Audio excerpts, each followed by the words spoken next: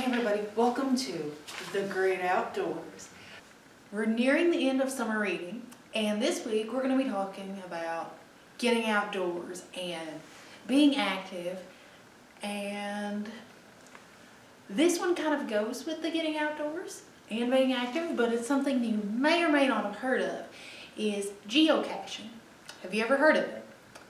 Let me actually look it up and see what the actual definition of it geocaching is. I'll be right back. Geocaching, a pastime in which one searches for hidden objects that are found by using exact GPS coordinates. A pastime in which participants use a GPS receiver to find a hidden container at a specific latitude and longitude, or to hide a container to be found in such manner. So geocaching is simply kind of a really high-tech game of hide and seek, in a way. But think of it as a real scavenger hunt, or as kids we would have all been daydreaming about these treasure hunts and everything. Well, these are kind of treasure hunts that have come to life. And I guess since we're already started in this direction, we'll go ahead and talk a little bit more about geocaching. In your bag for this week, you will be getting some info that gives you some websites and some tips and stuff about geocaching. But there will also be probably somewhere on the screen, and if not, it'll be down in the description below if this is on YouTube, above if it's on Facebook. But it'll be in the description that one website. You can also use it as an app, because I've actually got the app on my phone. I'll try to maybe screen record and put to the side here what that screen actually looks like. So the app that I have on my phone is just simply called geocaching, and that is geocaching. Geocaching. So it's loading the geocache, and you can put in a specific zip code, or I think a lot of times it wants your location to be on, that way it can see what is nearby you. And I mean, if you are at a park, which we're going to talk more about some parks here in a minute, if you're at a park or camping or wherever you are, and you or someone in your family has a smartphone, you can try to get this geocaching app, which it was free. There is like a paid version of it to see some of the more complex, maybe higher end stuff, but there's a lot of them that you can see where they are for free. But I've got my location on. It says geocaches are hidden everywhere. Let's look at one near you.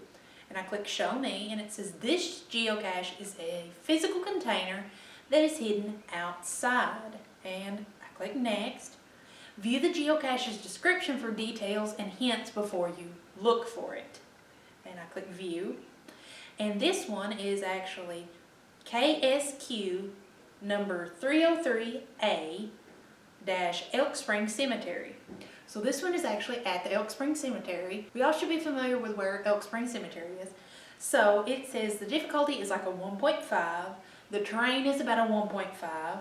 And it's not the smallest, but it's just one level up from it. It tells whose it was placed by, a username of KY Outdoorsman, which they actually put a lot of stuff on here. And it was placed on April 11th of 2020. And you can actually get a hint here. And the description of it says, you are searching for a plastic screw top camoed container. And it looks like someone may have actually found this one, because it says congrats to. But it gives a description. But there is all sorts of things. And it's actually really neat. And I personally haven't got to try it out yet. But with geocaching and with what we're going to be talking about, hiking and camping, you always want to remember to be safe. Now when you're camping or doing the geocaching, you're going to want to make sure you wear comfortable clothes. My camera person is trying to fly away. Using their shirt. Very versatile. I mean... But you will want to make sure you have that, and we'll include some tips from my guest camera person today. That's been very entertaining. But we'll include some camping tips that she has for you guys, probably right now. Camping tips, hiking tips. Pack pants, no shorts. Just saying, no shorts. You're gonna be eaten alive by mosquitoes. Let's see what else. I'm gonna always carry a hoodie because you never know how cold it's gonna be at night. Make sure you either have some sort of padding underneath you, and then carry lots of snacks like Slim Jims, anything protein, because if you're walking, hiking, climbing, whatever you're wanting to do, you're going to need it.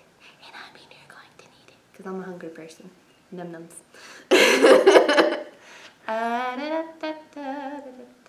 I think that's pretty much it. No, wait. If you're gonna have more than just one person with you, yeah, bigger tent, very big tent. Also maybe carry an emergency blanket with you because you never know. Those things are very versatile because if you forget the top to your tent like I did, and you have a mesh top and it says, "Hey, it's gonna rain this weekend," emergency blanket. Just saying. An emergency poncho too. Yes, we Just did in use case. that, yeah. Only 97 cents at Walmart. Yeah, we did emergency blanket and the poncho on top of the tent. I don't blame you. So, and also you can use that, like say for example, you want to go as rough and, tough during the camping and be like, no tent! No emergency blanket. You can cover yourself in it. You can it out and, make a little tarpy tent. But yeah, emergency blanket's your best friend. Always. And also carry a whistle if you're going to really go rough and tough camping, like go into the woods. Never go alone either. No. If you do go alone, which we do not recommend, make sure you tell somebody where you're going, how long you're going to be, what time you're going to come back, what number to call if you have service. Just saying. If you don't, just let them know. Just be as detailed as possible because, people can die in those situations. And that pretty much sums it. Oh, and please, for the love of everything that's holy, do not wear flip-flops. Wear shoes. I don't care if they're kayaking shoes, canoe shoes, some sort of water shoes. Put something that has grip on your foot. Flip-flops are not going to happen. Tennis shoes, boots. Exactly. Because let me tell you, Jake wore flip-flops. Yeah. That's enough said on that one. And if you're a clumsy person like I am, one step out of the tent and you're gonna literally trip over yourself. So yeah, no flip-flops, none whatsoever. By the way, I like your shoes. Thank you. These shoes would be acceptable. Yeah, these, no. These, you'll fall right out. See? Camping tips. Camping tips! Okay, so I want to show you guys something. Like I mentioned, you're not going to be wanting to wear just anything. Like, this is a camping bag, but you're not going to be wearing this. Unless you have a prom. Yes, but you're not going to be wanting to hike in the woods with this and heels and this is, no, that would be a bad choice. We don't want that, no. But another recommended item is flannel. If you don't want to wear it, if it's too hot to wear it, just put it right around here. This was a 90s thing. Not saying our age or anything. No. 90s is in style now. This is true. It's come back, which is kind of weird. But, tie it around, you need it, or you're going through a little rough patch in the woods, briars and stuff, you're going to want it. You can actually make a compression thingy if you're... Yeah. Like Sierra said, you can even use it to make compression if worse come to worse and you needed it for that. And you'll need something like this. That way you can have water. Sippy. Definitely, or water bottles. Either one's fine. There's all sorts of ways you can do that. But then also, I feel like I have a Mary Poppins bag right now. You'll want to make sure you have snacks like granola bars, jerky sticks, which this one technically is actually chicken and maple, but it's actually pretty good. I might have to steal it. My jerky may get stolen. And then, you can even have things like this, which looks like a normal pocket knife. And so you do this. Oh. And it's a spoon. But I mean, it's handy though, because I mean, for camping, something like that. But then there's also, this will be, when it comes around, in our teen nonfiction section that will be right next to the teen graphic novels. This one is called Go Wild, 101 Things to Do Outdoors Before You Grow Up. And I mean, you know, maybe even after technically you're a little too old for it. But there is all sorts of really cool things in here. Foraging and all sorts of tips. But, and this is another thing that I'll probably include at the end of the video, there is a sheet that you will find in your bag for the week that is nature weaving. And for this, all you will be needing is 4 sticks and either some string, some wool, and then it says some natural objects such as twigs, leaves, grass, bark, feathers, and some scissors. I do warn you, this was a pain. I made it. And I just hope your guys' looks better than mine, because mine was sad. So, Yours just has character. yeah, there you go. That's what it was. Then there is also a nature word search that's got just all sorts of different words. Naturalist, light, botany. So it's not just a simple little word search. It's got some words that's going to test you don't run into every day. And then there is observing nature. And it says today is, weather conditions, our location is, 5 things I observed today. And then draw something you enjoyed observing today. Even if that's a friend, you know, sometimes it's acting crazy. There is the nature bingo that you can just do if you're going camping. There's that. Camping. You're going to be doing other things on the geocaching trip if you go, but I mean, you can still do that. And then there's the nature scavenger hunt, which is kind of along the same lines as the bingo.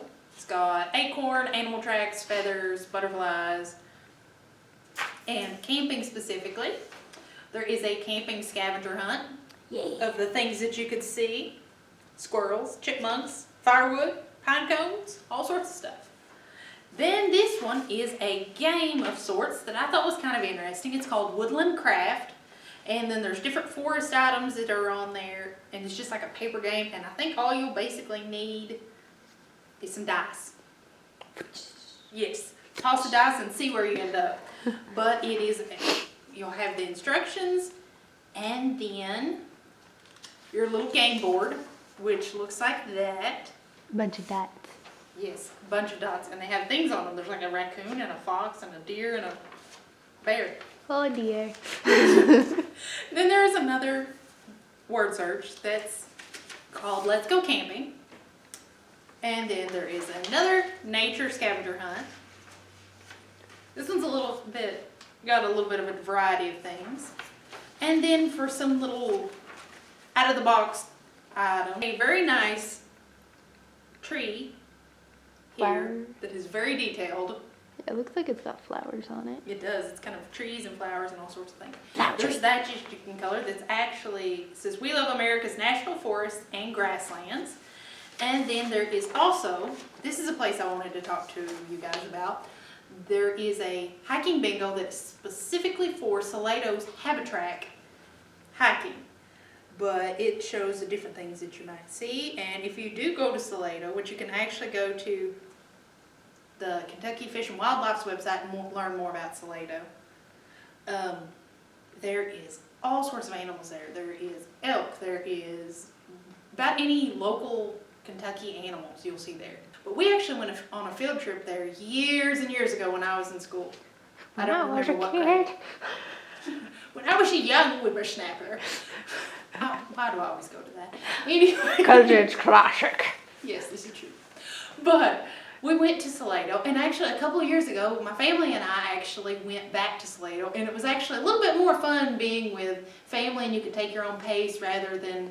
You're not told you gotta keep up or Yeah. you can't touch that. Yeah, you're not with your classmates, and yeah, it's just so much better to just go as a family unit. Freedom! Yes, much more fun. You can actually, I want to stay and look at the bobcats a little longer because the bobcats over here are going, jumping around on stuff. Yeah, I mean, it was very interesting to see all the different animals. I want to go to Salado. It's very neat. I do recommend it. But let's see, is there anything else I need to tell you guys? Breathe that fresh air in. Yes, because I mean, who doesn't love fresh air? I know. I love going, which is weird. I say I love going hiking, but I've never really been all that much. But I just love being in the outdoors. Listen, you need to go hiking more. Especially on the National Bridge. Oh, that does bring me actually to something I was going to say. But there is different parks, because I told you guys what I was going to talk about parks. There is, of course, our local park here in Wayne County, where you can go and walk around and do all sorts of different activities. And we are actually pretty well located where you can go to lots of different places. A place that my family likes to go, and we've went since I was a kid, is actually Pickett State Park, which is in Pickett County, Tennessee. Yes, I love Pickett. But that is an amazing place to take a picnic lunch, and you can go hiking. There is all sorts of trails, beginner trails, a little bit harder trails. If you just want to go on a real short trail, there's actually the Storybook Trail, which if you've got some littler kids along is perfect because there's pages of a book on a board every little bit that guide you along. That was a fun thing. And I mean, there is a bridge over there. There is also at Pickett, you can go, I think they still have them. There is flat bottom boats and canoes that you can go in. And there is kind of, you can just make a little loop around and even be passing by the campsite area where you cook out. There actually is even, if your family wanted to make a big trip of it, they could actually go stay in a cabin down there because they have cabins. And then you can just hike the trails and just have a big old time like that. Let's see, Cumberland Falls. That is also another place that you can go, and they've got all sorts of, I went there as a kid and didn't go again until actually last year. And my brain didn't realize how much stuff there actually was there because, wow, there was all sorts of walking trails. And it was really pretty and really nice to just go around there and walk and just look at everything and just be outdoors, fresh air. And then the moon bow.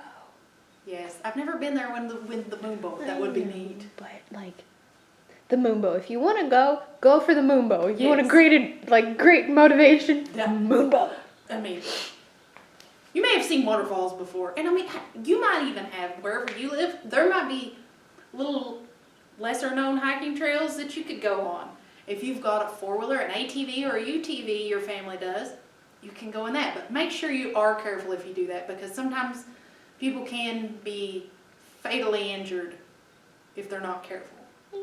You need to ride with safety and actually know that you're being careful and maybe even wear a helmet. It might not be the most comfortable thing ever, but you do need to be vastly careful.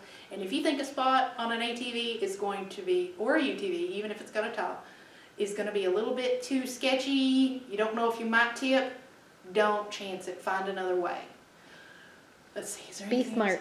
Yes, be smart, not dead. Yeah. Smart is better. Do you know of any more camping places? Because my brain's running out. My mom's been to it's like not in Kindle. It's There's different places around here, real local. If you don't personally know and you're interested, just get with your family or friends, and they might know of a little known place that you don't know about. there's also an app called All Trails that have. Oh, hey! And it This tells- in from Sierra. There is an app called All Trails. Is that what you said? Yeah, it's got family-friendly trails nearby. It's got top trails nearby. Best views nearby. So see, whether you're looking for views or a good family friendly, and like I even mentioned with you guys with the geocaching app, it tells you like if it's stroller friendly, like the one at the Elk Spring Cemetery is stroller friendly. That way you can just be walking and everything and maybe find the geocaching. Buzzard Rock Trail. Buffalo Arch Trail. So see, I mean, all sorts of things. It's just waiting just outside the doors. And hopefully, The Gorge. My parents went to that one. They love it. do you know of anything else I need to include in that? Wear reflective. Yes, that's important. Wear something reflective. If you're going to have to be near a roadway especially, because some trails will actually, Yes. yeah. Especially say your family has like land and stuff and you go down there and somebody's hunting. Mm-hmm. Yes, especially if you're going out, and we'll talk about this more in the Wildlife Management Week, but you guys will want to keep that in mind because during hunting seasons, mean, especially just pretty much go online to the Kentucky Fish and Wildlife website and see if there's any hunting dates around right now.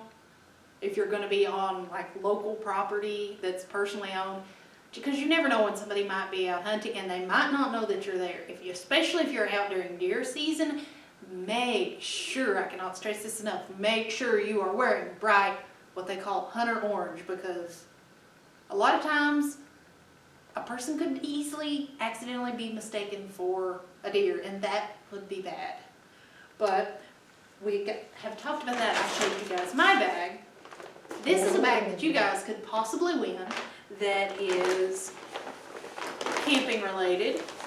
And it says, remember, we all live downstream, which that is something we'll probably talk more about in the Wildlife Management Week, is actually being mindful of the environment in all sorts of ways. Be cleaner than what you had it. Exactly. So, what is in this bag that you could possibly win is a water cup. Maybe a water cup like I mentioned earlier that I showed you guys. Some toaster forks, which you can use to put marshmallows on, which, if only you had the ingredients to make s'mores.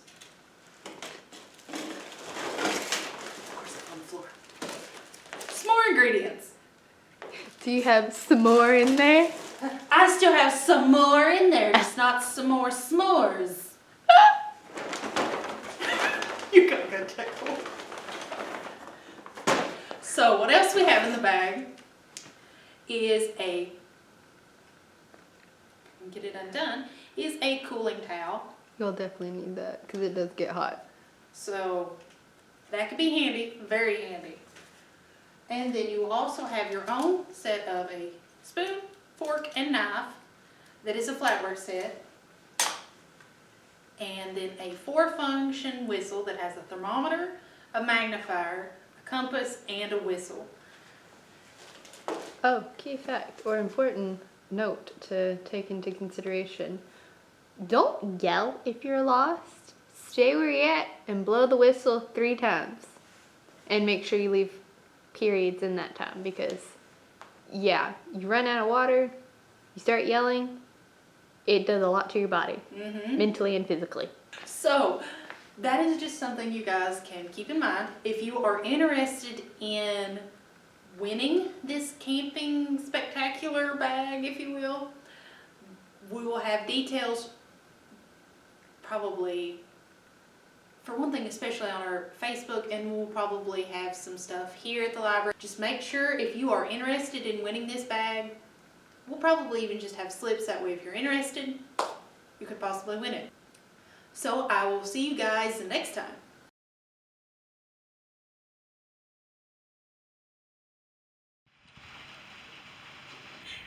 Hey everybody! Technically, as you might be able to tell, I am filming this in the springtime. You're watching it in the summer. But we are going to be talking about nature weaving. This stick here is actually something that we pruned from one of our trees at home, and I decided it would be a good idea to keep sticks. That way they're good and strong. Can't really break it. If I tried hard enough I could, but it's pretty stout. You can use this with just sticks that you've found around home, around in your yard, or in the woods. Okay, as the first step says, it says to arrange your sticks into a square. If you're not doing a square, you can always do it in a triangle or a hexagon or whatever shape you're using. But arrange it like this. And it may not be a perfect square, but that is perfectly fine. This is really just something to be creative and have fun with. So we are going to start with some red yarn. And we're going to do a tie-off. And I don't know, I'm trying this as you guys are watching this. And I don't know how much string it's going to take, but it says tie the sticks together at the corners, crisscrossing the string or wool. Pull tight and cut off any excess. So I think we're just going to cut off a good piece. We can always save this for later. Okay, as you can see, I have got my 4 corners finished now. And you start by tying, and if you use the same string, it's not going to show up as much. but this is just kind of experimental. And I mean, you can make it colorful using whatever color string you have if you want to use one color string. Either way is fine. But there is my corner piece tied, and we will try to double tie that. But what you want to do is get your string and start looping it around. We're going to put this not very pretty right now pile of yellow yarn right there. We're going to do this, and then we'll come back. We're going to move the paper to the side for now.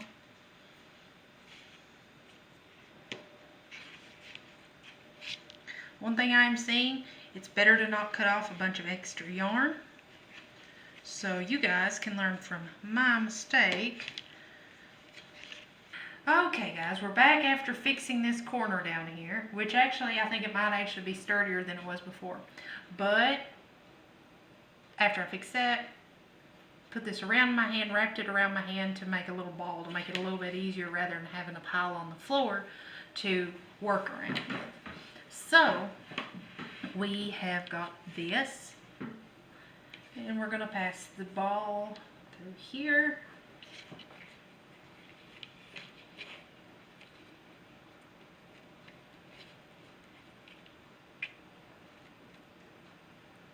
And again. And you can do this either in a straight line or kind of just by a zigzag. That's really up to you. And if you are doing this inside, it's probably best to either do it in the floor or do it on, like, I'm doing a placemat on the table. That way you are going to get some little bits of bark that will inevitably fall off. And as we're going along, I can tell it's going to get a little bit harder to get the ball of yarn that is not much of a ball anymore to be going through. And I will use this opportunity to show you guys what I've done earlier. Just wrapping it kind of loosely around your hand.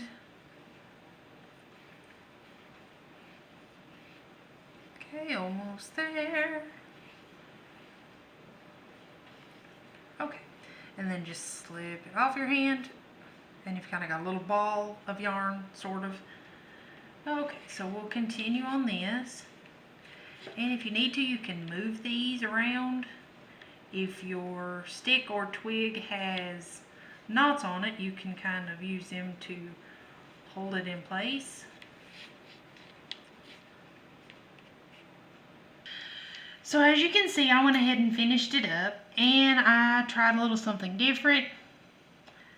I actually, after I got my string this way, which it is good, like it says, to go around it twice, kind of making a knot, and then it pulls tighter. But you can, if you don't have nature items to put in it, like leaves and grass and different things to kind of weave in there, you can use a different color string and make something like that. Really, it's up to you, just creativity wise. If you feel like this is something that maybe might be too kiddish for you, you're too old for this, do it with maybe a kid you babysit, or a younger brother or sister or a cousin.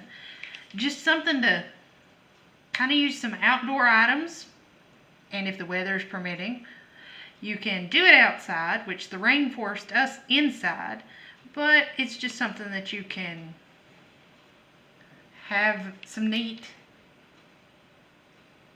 creative time with. You could even, if you wanted, especially probably if you had 2 layers of colors, put a picture that you really like here of a loved one, a pet, whatever, or a place that you really like, and maybe even the place where you got the sticks and stuff from, fitting it to that. But I just did this halfway just to show you guys what 2 colors looks like. You've kind of got 2 colors there showing through, and then this is it. And it could have been a little bit tighter, but You guys have seen mine now, so it's guaranteed that yours won't look worse than mine. Yours will look better. So, until the next time, I hope you have enjoyed our nature weaving project. You can do yourself at home or wherever, and we'll see you the next time. Bye. I will try to put some of them here beside me. All the parks, state and local and national, and there's a robin outside. I'm losing my mind.